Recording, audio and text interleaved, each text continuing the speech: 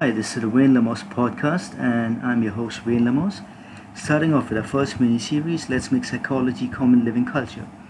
It's subdivided into 5 episodes. The first is Understanding Anxiety for the Common Man.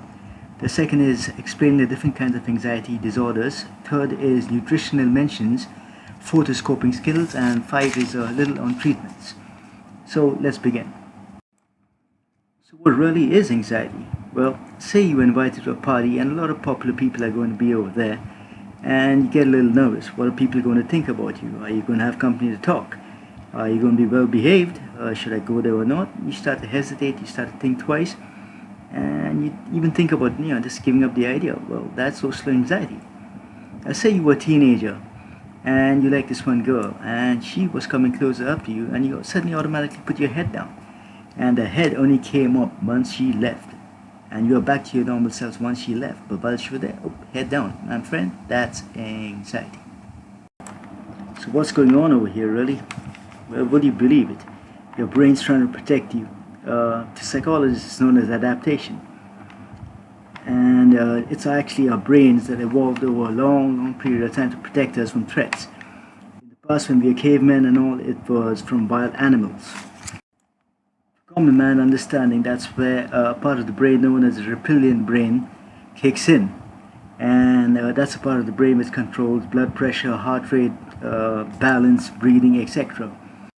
Even if it's exam pressure, the thoughts and fears of the possibility of rejection and failure, this is what presents itself to our brain, and the brain looks at it as danger, and that sets the reptilian brain into action, and it tries to protect us from the threat, hence making us anxious and creating survival behaviors, like in the case of the boy with the girl, where his brain kept protecting him from her, but unfortunately for him, he did not know that.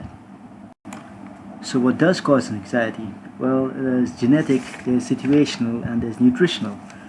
With genetic, I'd like to touch on 2 points. The first being with 2 types of genes, actually. And if you're looking at anxiety, there's the RBFOX1 gene, and with PTSD, that's post-traumatic stress disorder, there is CRHR1, that's CRHR1. So those are the 2 genes which are linked with anxiety and post-traumatic stress. If you're looking at it from another genetic point of view also, do note that after the 9/11 attacks that did happen, a lot of the pregnant mothers who had children, the children were prone to stress, and this was inherited stress. The next is situational, where distressing or threatening events in a person's life which they have experienced.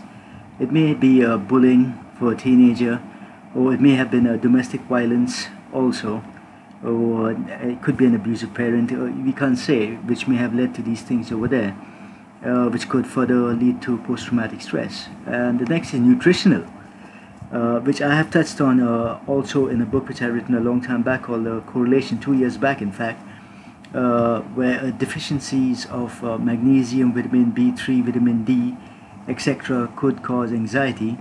Also sugar rush, say if you have a huge chocolate bar, your blood sugar is going to be rising up, and insulin is going to be kicking in. So insulin is going to be putting all that sugar into your cells, and you're going to have a little less sugar inside your bloodstream, and that's where your brain decides to compensate once more. And don't blame brain, man.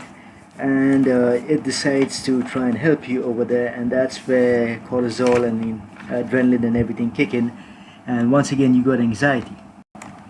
Some state that anxiety is a good thing. They do not mean the disorder. In order to understand what they do say, you have to look at numbers 1 to 90, where 20 to 45, 50 is good. It's called the learning zone, where motivation and everything takes place. 0 to 20 is called the drone zone, where boredom sets in. And 45 and 50 above to 90 is where actual anxiety sets in, which is not a good thing. And that's it for understanding anxiety in episode 1, understanding anxiety for the common man. In episode 2, we will be talking about anxiety and anxiety-related disorders, including OCD and PTSD, and also how they manifest. So do stay tuned in for that also. And thanks guys for listening. This is Wayne Lamos on the Wayne Lamos podcast. Signing off, recorded for the community, recorded for you. Bye.